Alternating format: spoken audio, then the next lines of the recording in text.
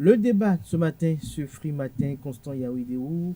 Bonjour à vous. Bonjour, Kader. Merci d'être à nouveau à nos côtés. Alphonse Moïsoudé, bonjour. Bonjour à vous, Kader. Bonjour à toutes et à tous. Merci d'être à nouveau là ce matin. Alphonse Moïsoudé, dites-nous, selon vous, que doit constituer l'essence du combat politique d'une opposition dans une démocratie?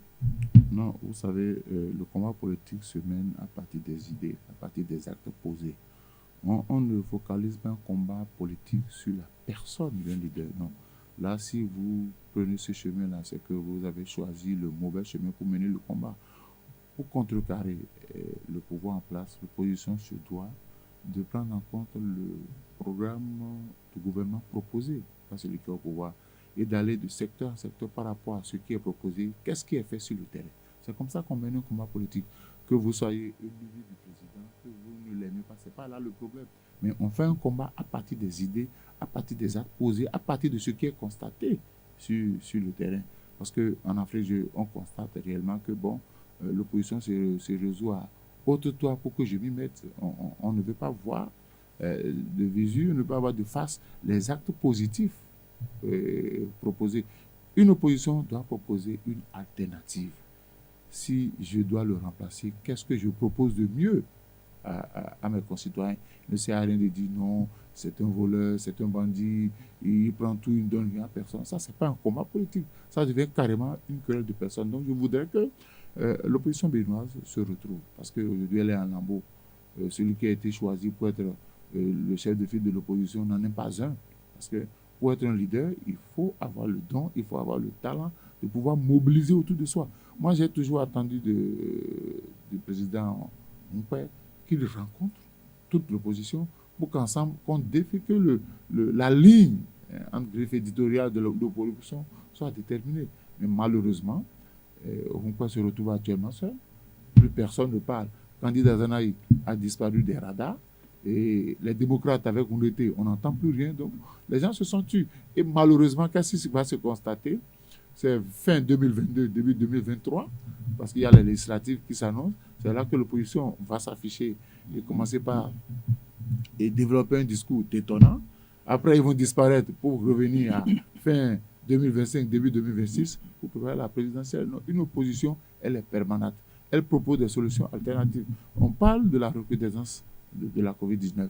Nous sommes à l'approche de la rentrée. Il y a d'autres sujets, mais je n'ai pas entendu l'opposition de mon pays se prononcer pour dire au chef de l'État les actes que vous posez par rapport à la recrudescence, ce n'est pas bien, et proposer des solutions de rechange. Malheureusement, l'opposition se résout au ventre au Bénin. L'opposition se résout au ventre au Bénin, l'opposition se résout à du haut-toit de l'arbre que je me mets, disait tantôt Alphonse Moïsoudé. Selon vous, que doit constituer l'essence du combat politique d'une opposition, selon vous, Constant Yaouidéou? Oui, nous sommes en politique et en politique, c'est les militants. C'est quand vous avez des militants que vous êtes un acteur politique qui peut chercher à modifier, à changer quelque chose. Et en dehors de ça, même si vous n'êtes pas leader politique, un parti politique qui a des militants, vous devez pouvoir convaincre. Et pour convaincre quelqu'un, c'est sur des idées que vous arrivez à convaincre la personne. Vous voyez, donc c'est ce qui nous fait mal dans ce pays depuis toujours et ça va être encore pour longtemps.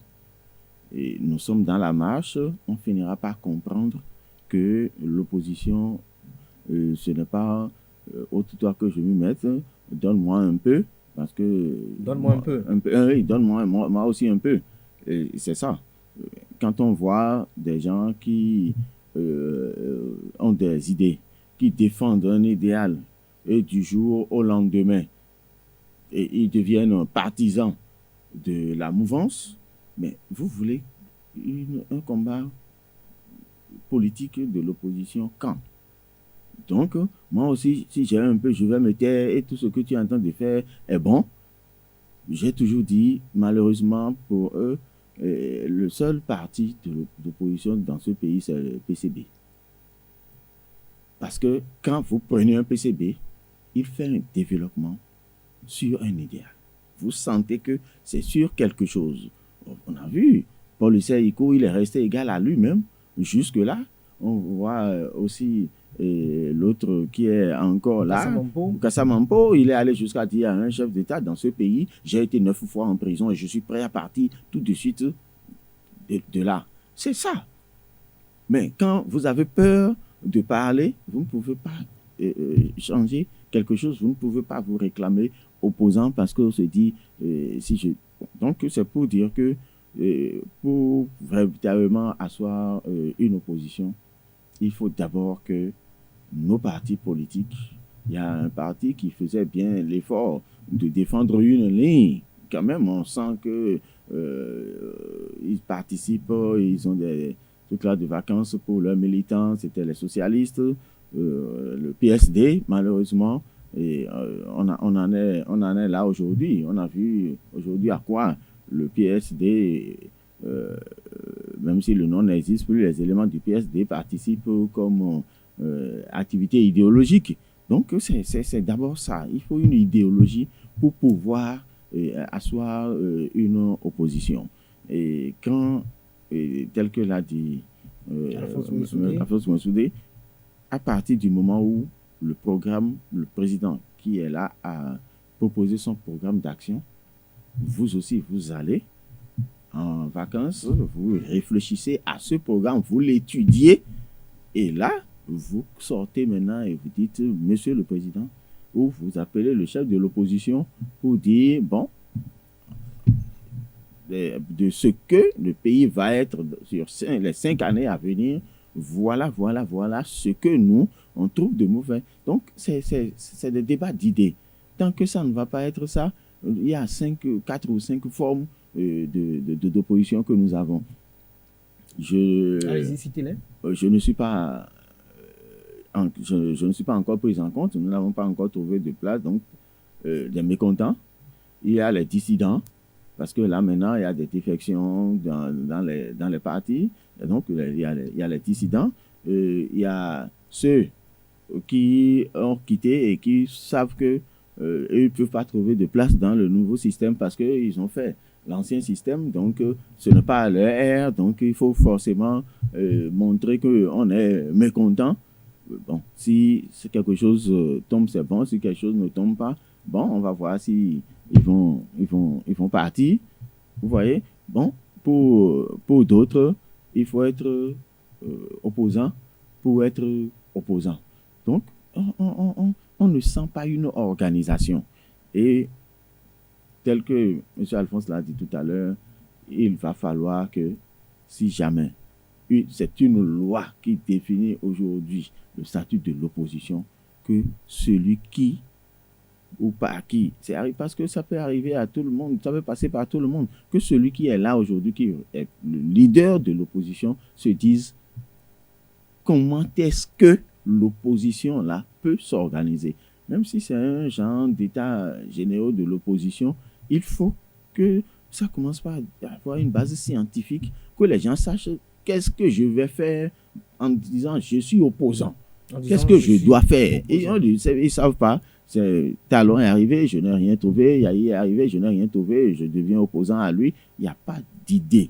Malheureusement, les peu qui tentent de définir les idées sont combattus encore dans le même rang de l'opposition. Dans le même rang de l'opposition. Tout à l'heure, votre première intervention a assez planté les deux camps, elle est assez illustrative lorsque vous parlez de la politique du haut toit de la Poko-Gimel. Est-ce que nos oppositions en Afrique en général, est-ce qu'elles n'ont pas d'idéologie? C'est pour cela que tout de suite, elles rentrent dans cette vilaine habitude qu'il faut tout de suite combattre l'homme qui est là et non le système qui est là. Non, d'abord, en général, en politique en Afrique, on n'a pas d'idéologie.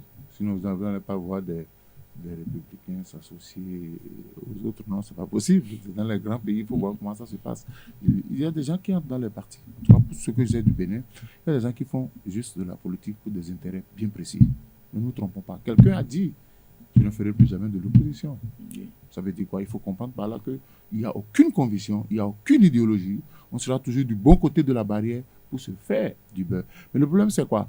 En Afrique, qui était à la conférence nationale. Mais oui, c'est ça. Leader depuis la conférence nationale. Et qui, après 30 ans, dit ça. Je dis, il a souvent ses raisons. Ce qui peut arranger l'opposition en Afrique, il faut d'abord que les pouvoirs en place acceptent qu'il y ait une opposition. Il faut que le pouvoir en place accepte qu'il y ait une opposition. Parce que la présence d'une opposition vous permet de faire fréquemment des recadrages. Il faut dire ce que je fais. Parce que, ouais, je prends le cas du Bénin. Ceux qui ont fait venir le président Patrice Talon, c'était des gens qui avaient des problèmes à régler avec Yahi. Disons les choses clairement. Disons les choses clairement. Ils n'ont pas fait venir Patrice Talon pour diriger le Bénin, mais ils sont fait venir Patrice Talon parce qu'ils avaient des comptes à régler purement avec le président Boli Yahi. Et aujourd'hui, qu'est-ce qu'on constate? Ceux qui combattent le président Patrice Talon ont dit nous l'avons aidé à conquérir le pouvoir, mais aujourd'hui, il nous a foutu un peu partout. Il a désorganisé nos affaires. On n'en vaut plus rien. Donc aujourd'hui, systématiquement, on s'oppose à lui. J'ai dit non, il faut revoir. Il faut revoir les choses. Aujourd'hui, nous avons une loi qui détermine le statut de l'opposition. Nous avons une loi qui a désigné le chef de l'opposition, le chef de file de l'opposition. Il faut s'asseoir. Constant parlait tout à l'heure de états généraux. Il faut s'asseoir. Il faut définir la ligne. Moi j'aime les communistes. Ça, c'est depuis le collège que j'aime les communistes. Aujourd'hui, quand vous voulez connaître l'idéologie du Parti communiste, il faut lire La Flamme. C'est leur organe de presse. Dans un pays organisé, une opposition à une presse. Je n'en connais pas au Bénin. Où on dit, cet organe-là, c'est un organe de l'opposition. Si vous voulez avoir la philosophie de l'opposition, allez lire cet organe. Cette télévision-là, c'est la télévision de l'opposition. Si vous voulez savoir ce que l'opposition pense de la gestion actuelle, sans pouvoir attaquer des personnes, allez sur cette chaîne-là, allez sur cette radio. Il faut que l'opposition béninoise s'organise parce que nous avons un problème de leadership. Vous avez vu quand Rumpa a été nommé chef de l'opposition, systématiquement, on lui a jeté la pierre. Et lui-même, il s'est laissé faire. Il n'a pas pu organiser une rencontre de l'opposition. Mais est-ce que ce n'est pas le procédé de nomination qui pose problème? Mais vous pensez que... Attention, le pouvoir en place n'a aucun intérêt qu'il y ait une opposition qui émerge, qui lui crée des problèmes. Et je ne leur en veux pas pour ça. Nous sommes sur le terrain politique. Je n'ai pas à laisser de la place à mon adversaire pour qu'il puisse faire quoi que ce soit. J'ai dit sur une chaîne conseil à vous pour dire qu'une opposition infiltre toutes les institutions de la République et marque le gouvernement à la culotte. C'est comme ça qu'on j'ai une opposition. Et dès qu'il y a quelque part, on dit, je donne un simple exemple. On a construit des routes. On a construit des routes que nous apprécions. Nous passons tous sur les routes et je remercie le gouvernement en passant. Mais l'opposition devait demander des comptes au gouvernement par rapport au coût global de la construction des routes, par rapport au budget initial. Nous avions dit, initialement, on a prévu tel milliard pour construire les routes. Au finish, on a dépensé tel milliard. L'opposition va pouvoir dire au gouvernement de nous expliquer pourquoi cet écart. Ça ne se fait pas. Ça ne se fait pas. Il y a beaucoup de choses sur lesquelles l'opposition normalement organisée devrait interpeller le gouvernement. C'est vrai que l'opposition n'est pas représentée à l'Assemblée nationale, mais sur le terrain politique, l'opposition doit se lever parce que si l'opposition ne se lève pas maintenant, en 2023, nous allons remarquer la même chose. Il n'y aura pas de députés de l'opposition à l'Assemblée nationale. Aujourd'hui, c'est une Assemblée nationale monocolore et c'est la même tendance, même si on dit qu'on est républicain, on est progressiste, c'est deux philosophies qui ne doivent pas aller ensemble, mais ils vont ensemble. Et aujourd'hui, c'est eux qui élaborent les lois. L'opposition doit pouvoir s'arranger, mener le combat de telle sorte qu'en 2023, il faut qu'il y ait quand même une dizaine de députés de l'opposition. Parce que quand vous n'êtes pas là où on élabore les lois, vous êtes brimés. Et je constate, malheureusement, quand on a arrêté Madougou, quand on a arrêté Joël Aïva, l'opposition a été, on dirait que l'opposition a été apeurée, tout le monde a peur, personne ne veut abandonner sa famille pour se retrouver en prison, mais c'est la différence avec les communistes. Les communistes, ils ne regrettent pas, ils n'ont pas peur de la prison.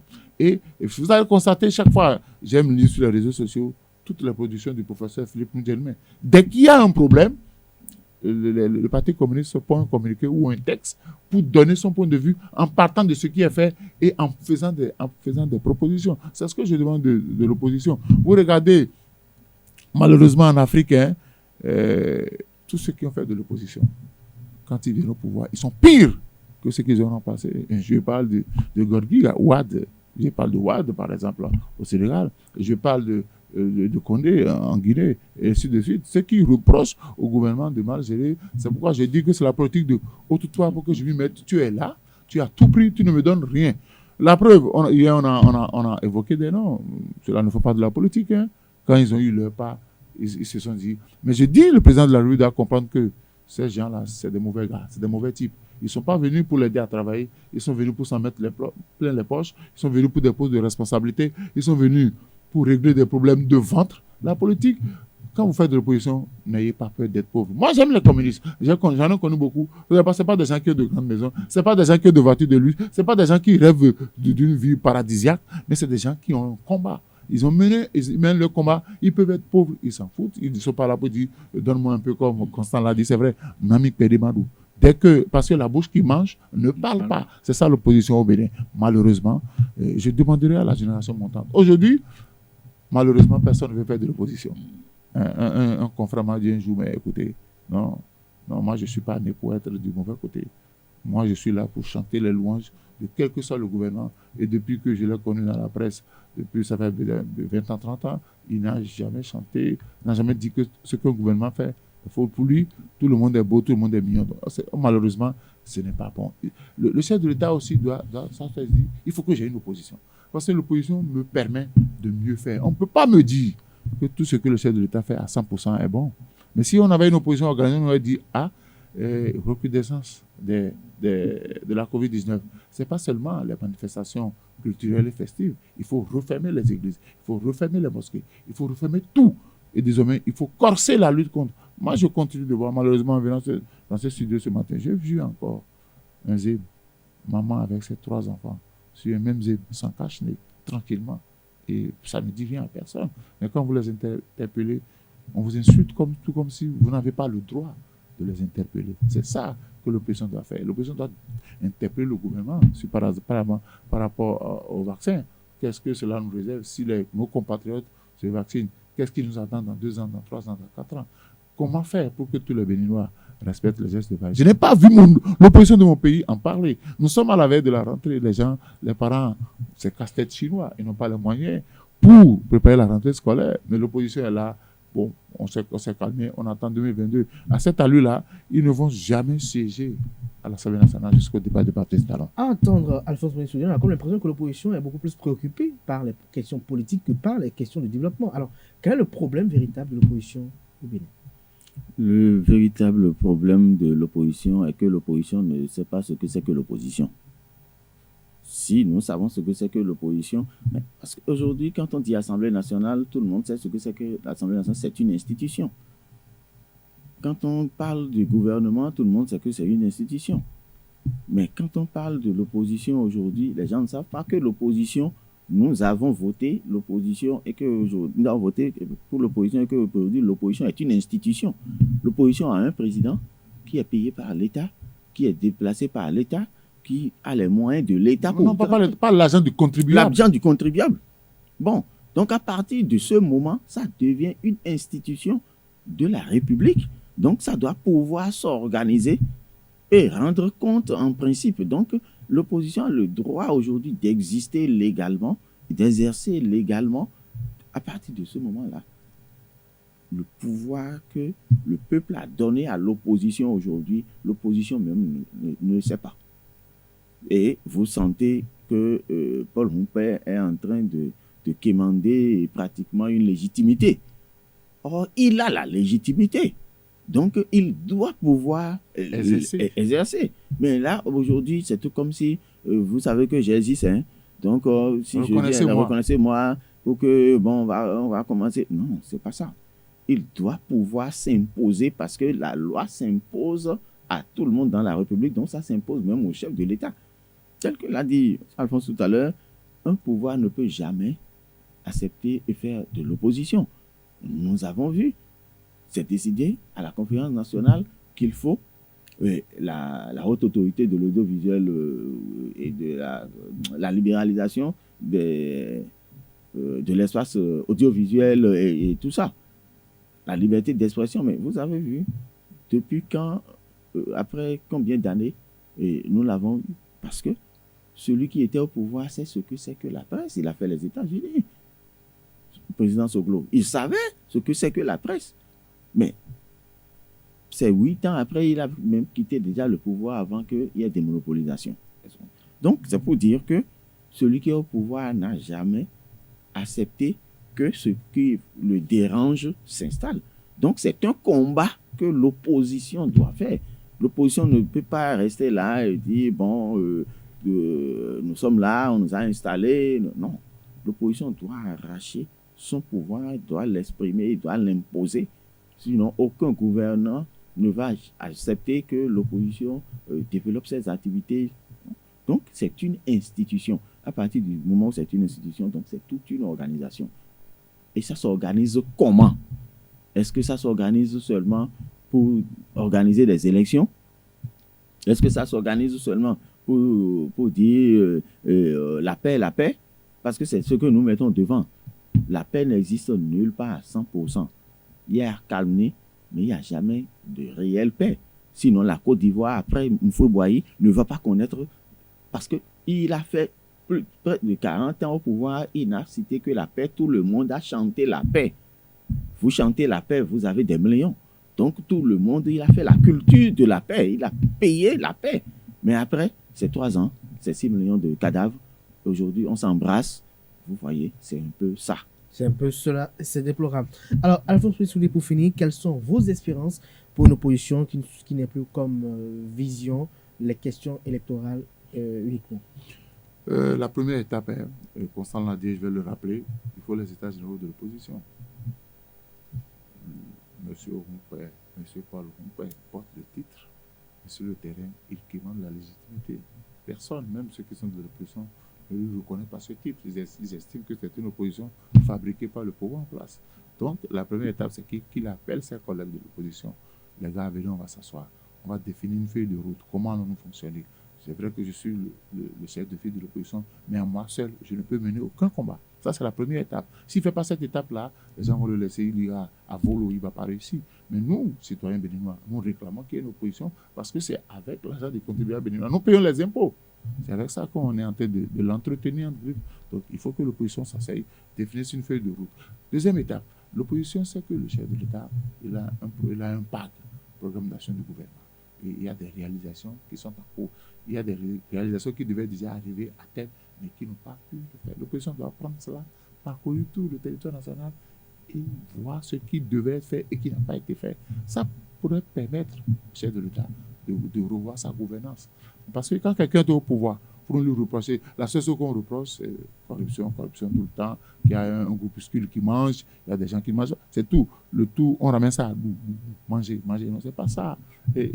On a besoin d'écoles, on a besoin de centres de santé, on a besoin de marché, on a besoin que notre sécurité soit renforcée. Donc, il faut que l'opposition, au-delà de la politique, pense aussi au social. Parce que les militants vivent dans une société et les militants de cette opposition-là rêvent d'un bien-être. On a parlé des libertés depuis un certain temps.